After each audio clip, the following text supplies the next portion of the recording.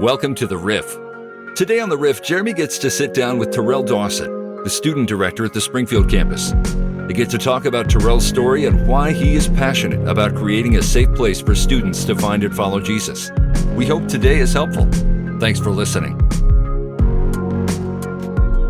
Riff listeners, I am telling you, today, congratulations, by the way, on your choice of turning this on today, because I'm excited. I'm with my friend, Terrell Dawson. Yes. So glad to be here on the Riff Raff. Oh, well, the Riff Raff is the community of those who follow the Riff. Okay. We are the Riff. Yes, we are the Riff. Sorry. But the Riff Raff is the tribe of riffers who every day live out the riff that we bring to the table. So I love that. Yeah. An international community. If you look it up, it'll say Riff Raff is an international community of people who are part of the Riff, and you are part of that if you're listening to us today.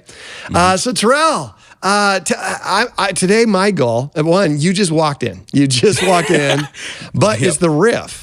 And so I'm not allowed to let people prep or anything like that. So we're just gonna have a conversation. Okay, let's do it. Yeah. So one is, tell us a little bit about what you do here at North Point. Yes. So, here at North Point, love what I do. And you can't pound the table because the Riff Raff has an issue with that. Okay. So, or can we now because we got new equipment? Nope, still don't. No, still can't pound the table. But I like your excitement. Just kind of funnel it. And I talk with my hands. Make it go through your eyes, not your fists. Okay. So here we go. Yeah. He's here on the knees. Okay. I get the opportunity to help out with the students here. Yeah. So the student director, love what I do. Really? So tell me, what does that look like on a weekly basis? Yeah. So on a weekly basis, so we have 2 services on Sundays. Okay. So Sundays are more tailored towards middle school, but I let the high schoolers come in and they're basically kind of like mentoring them, like pouring into them. And then Wednesdays is our huge youth night. So it's like middle school and high school. So yeah, it's a great time. So if you're a parent out there and you're not yet plugged in with your knowledge of when it is. So Sunday morning, either service in Springfield, Wednesday night at Springfield, 7:00. Yes. So it's at Springfield at 7. Doors open at 6:30. I love to give them like 30 minutes to like hang out, play 9-square, cornhole, ping pong, just get to know one another. And then we'll start strictly at 7. Now, okay, so I'm just going to say this as well. We have Republic 7:00. They do a midweek over at the Republic Center. All the details. You can email Phil on our website there or Will over at Republic. But they meet at a different location. And then Sunday in Nixa with Trey. They have services on Sundays, and they have a Wednesday night at 7:00 they have a Wednesday night as well. It starts at 7 too, down in Nixa. So one of the things we love our student pastors. If you ever want to run into one of our student pastors, the rumor is Wednesday mornings at Architect. Is that true? Yep, 7:30 a.m. 7:30 a.m. Anybody invited? To say hi. Yes, to say hi. 100%. To say hi. But you guys are all business. Well, we're all business. So look, we're Architect. Is that when you're getting ready? Getting ready. Look, we stay ready, so we have to get ready. Oh, I like that. I like that. And one thing that we're super ready for is our students camp this summer, which I'm super excited about. Tell me a little bit about that. Okay. This summer, for students, a camp. Yes, it's a camp. What if you don't own a tent? What if you don't own a tent? Yeah, well, you don't know how to camp. Oh, well, you're in good hands because we got you. Talk to us about it. Come on. So this summer, July 19th through the 22nd, we're going to be hosting a camp. That's a Wednesday through Saturday. It's a Wednesday through Saturday. I love it. Yeah, it's huge. So, registrations, we already have interest forms going out. And we're dropping that in the show notes if you're watching us online.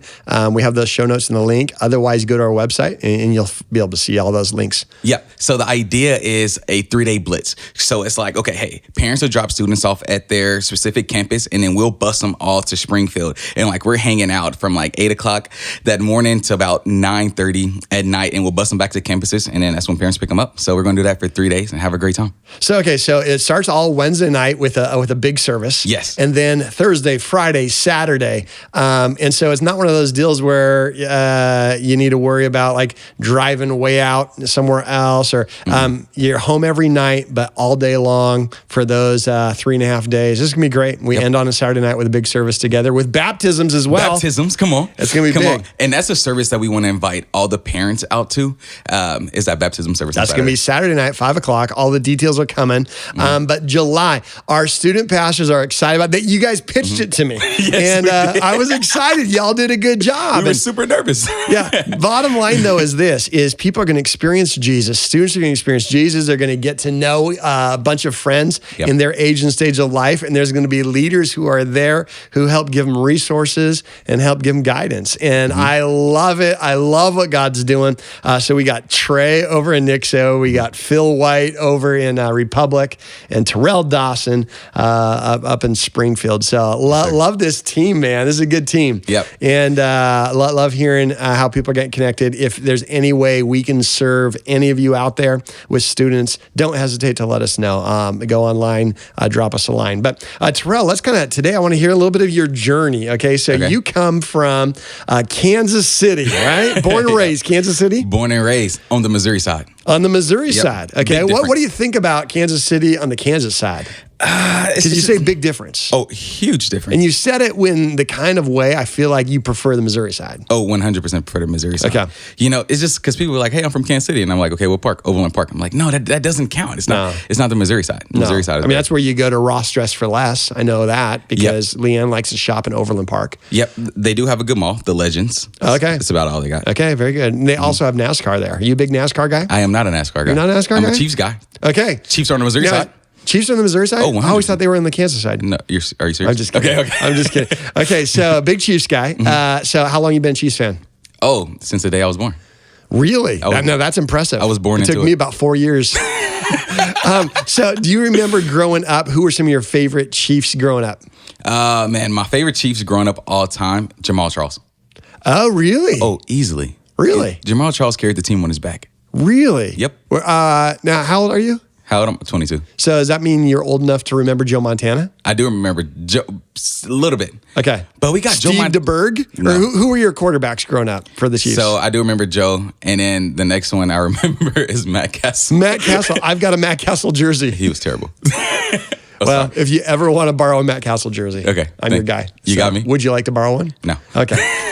So Chiefs fan. So, so growing up, tell us a little bit about little Terrell. Like, what were you involved in? What kept you busy? What kept you motivated? All those things. Tell us about that. Yeah. Oh man. So growing up, like we talk, it was pretty tough, like single parent household. It was just me and moms. My father was incarcerated when I was 3 years old. So man, like my mom, like no exaggeration, Jeremy, we moved houses every year into my sophomore year in high school. Wow. So I was like, man, didn't have a lot of stability, but my mom, man, she's like Superwoman in my eyes. Like she just kept pouring like life into me, love, like telling me like, hey, you don't have to be like a victim of your environment, like there's so much more. So she kept me busy. She kept me in sports.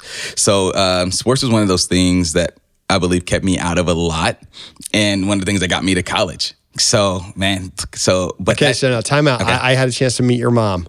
Yeah. Energetic, life-giving. I can't imagine what kind of role she must have played in your life. And she believes in you, right? Yes. And man, that had to be awesome. Yeah. And so, okay, so college. So give us a little bit of background before, as you started thinking about college. What was the kind of that path for you? What were your options? What were you thinking? Yeah. So in high school, I remember my junior year. Okay, like I had a pretty good season. Like that's when you start getting looks. So really, my sophomore year. Honestly, I didn't get a lot of looks my junior year. You didn't? No. Oh. No, but some people do, I guess. Yep. Some people do. It's usually the norm, because it's like usually ball out your junior year and then you can coast your senior. Oh, that's what usually, I did different. Yep. Okay. All the youngins listen to this. Good advice. Yeah. So, but the summer going into my senior year was so important because we had a camp at UCM. So like there were college coaches out, and then that's a camp that I got hurt at. Right. Okay. Right. So feelings, hurt what? Oh, feelings, everything, mentally, physically. What? Now, so on my leg, I ended up having 2 contusions on both of my shins. That's a fancy word for bruise. Come on now. You got a bruise? Yeah, okay. But it felt like it was broke. Okay. A bone bruise, though. Yes, a bone it was a bone. Okay. Yeah, so like my legs are almost like twice the size. What they were. Of mine? Yeah. Okay. So what that did is that switched my positions. So I moved to inside linebacker.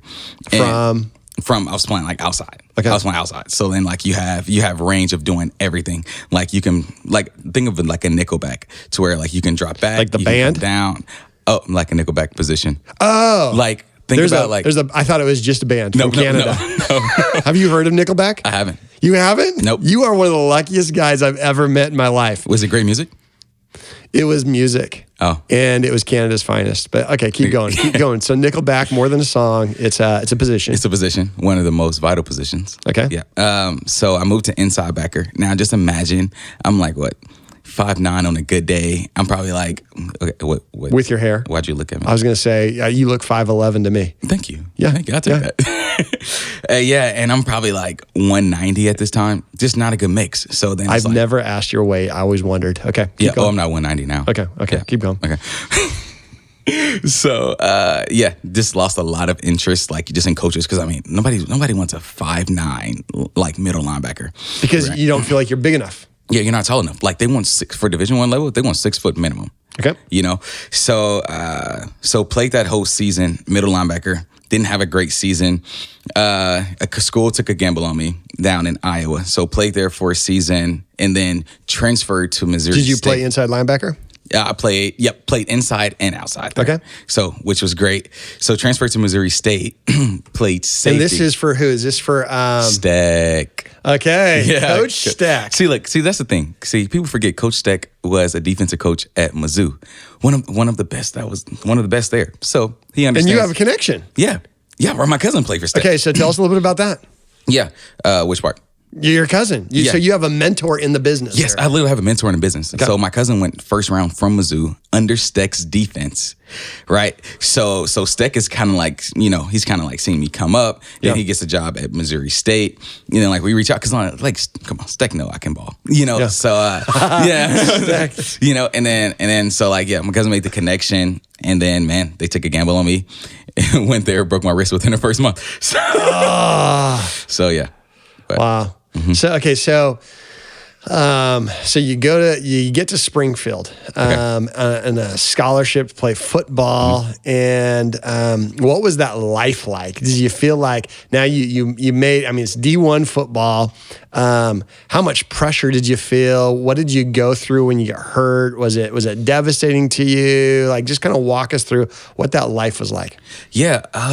When I got hurt, so coming from the school I was at to this school, like it was a big culture shock, but it was great in a way. Like my teammates were great. Coaches were way better. And it was I feel like an enormous amount of pressure was on me because like my cousin just went first round. So then you have everybody in your family saying like, hey, you're next.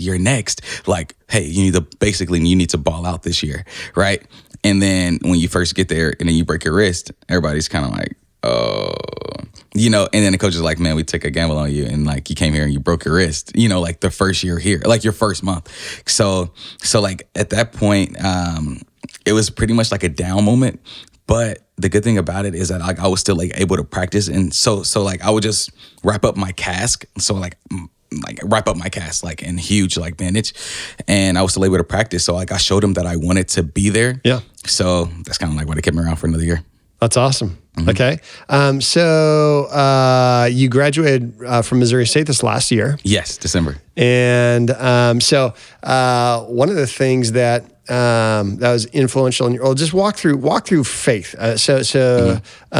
You've been in a faith background most of your life. Yeah. Walk through a little bit about what that looked like for you, how you personalized it, and then how you even owned it as you became an independent adult.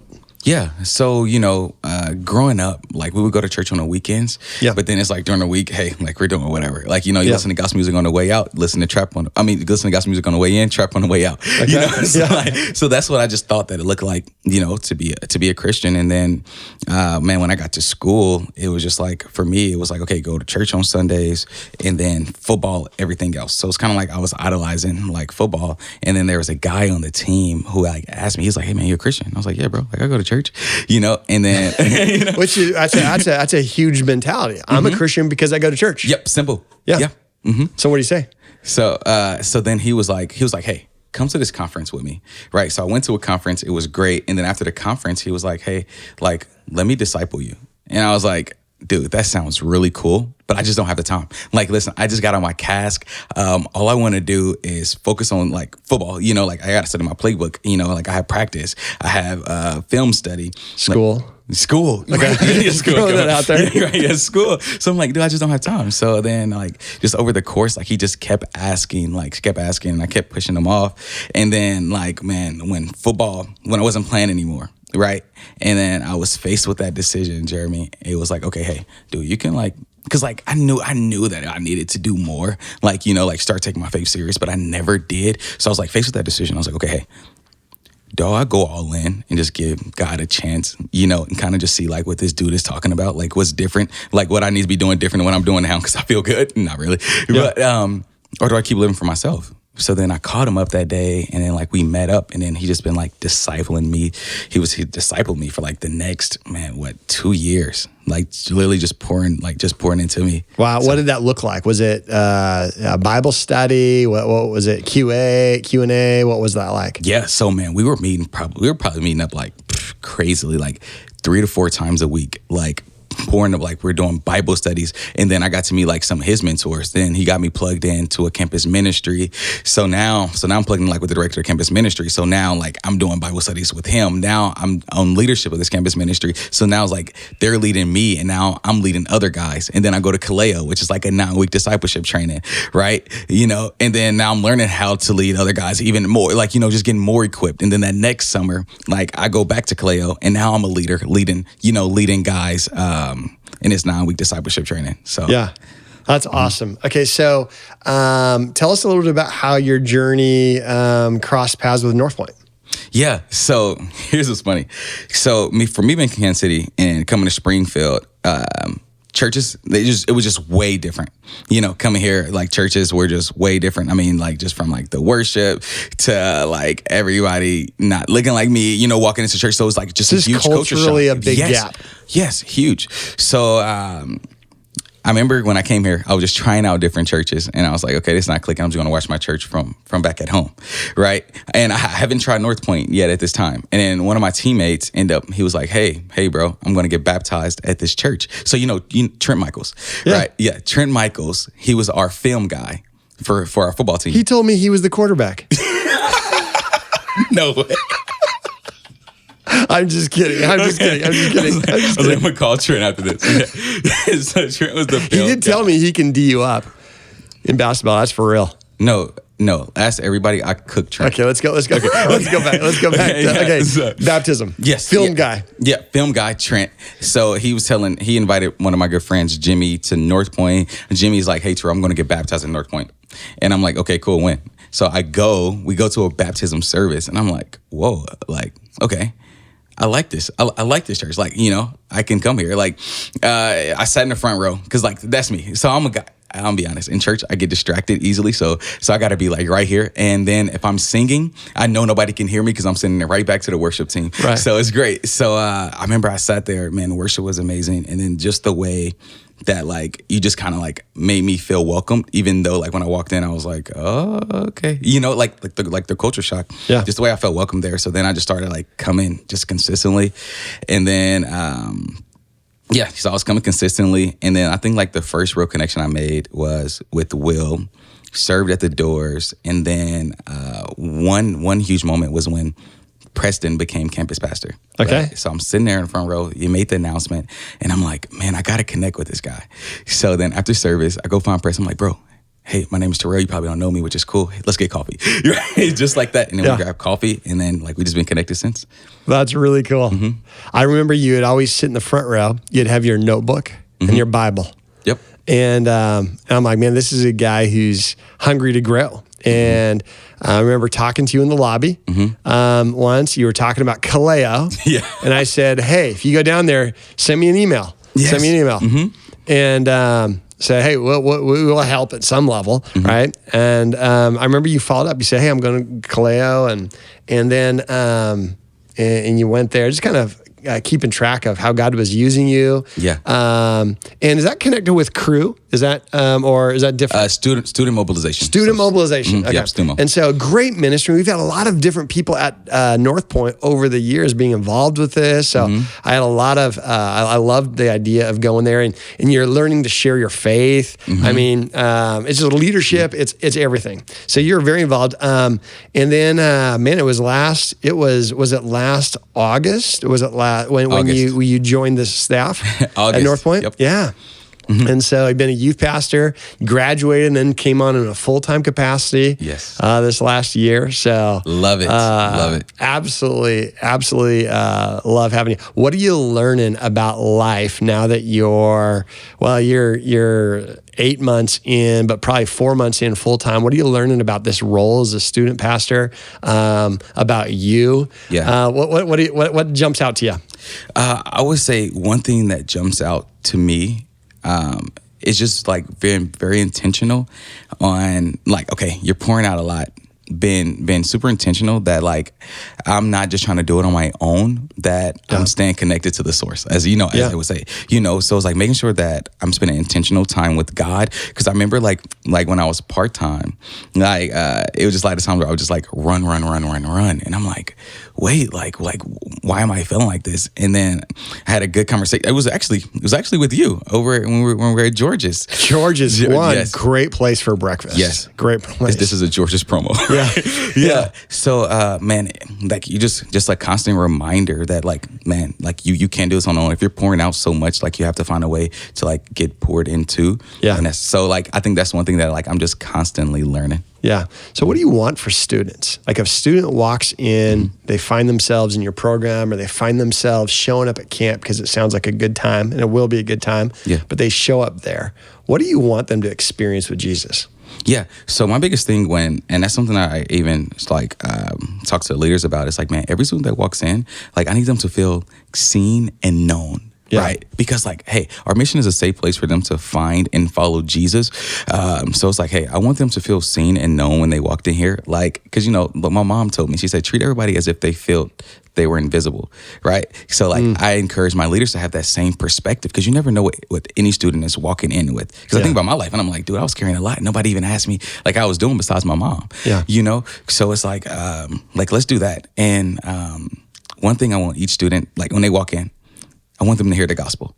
Yeah. Like if they've never heard it before, they're going to hear it here as soon as they walk into North Point. Yeah. Whether that's a Sunday service, a Wednesday service, or camp.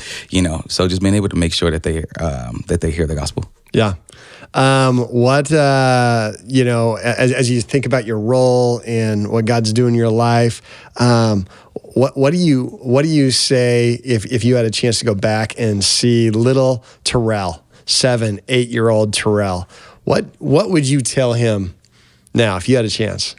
Oh, man. That's good, Jeremy. I would probably go back and tell myself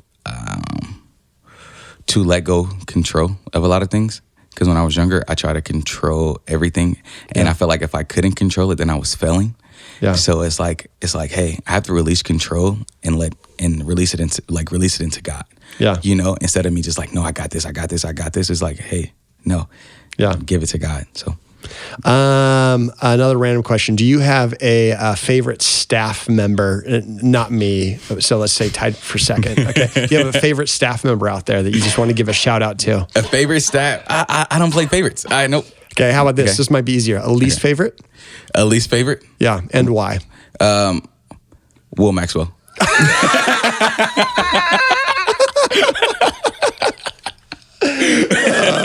Not true. Not true at all. That's great. Well, we love having you on the team. Again, we're absolutely thrilled about our student ministry, and so again, every Wednesday night at each of Republic, Nixa, and Springfield, we have students. We're also in the process of starting talks about students at Dream Center as well. So that's kind of exciting. And And but all together, we're coming for that camp July. Is it what is 19th through 22nd? Is that what it is again? Wednesday night, July 19th. You can go on our website. You can see the show notes as well. And that's for anyone going into this next fall, 6th through 12th. Is that what it is? Yes. Yep. So if this May is the end of your 5th grade year, you can come to the camp. Yep, awesome. And so we'll take good care of you. Again, it'll be a great opportunity for people to have a great time, some fun activities there, meet some friends, but really experience Jesus. So we're thrilled about that. We're proud of all of our family life team and our student team as well. So Terrell, thanks for walking in on a day we're recording. Thanks for letting us interrogate you here today. Thrilled to have you on this team, and I'm confident with you and the other guys on this team that when a student walks in, they're gonna be known, they're gonna be seen, and they're gonna experience Jesus. So thanks for doing that. So, hey, Riff listeners, Riff Raff, have a great rest of your week. We'll come back at you next Monday with another episode. Thanks for listening to this episode of The Riff. We'll have a brand new episode every week, wherever you find podcasts.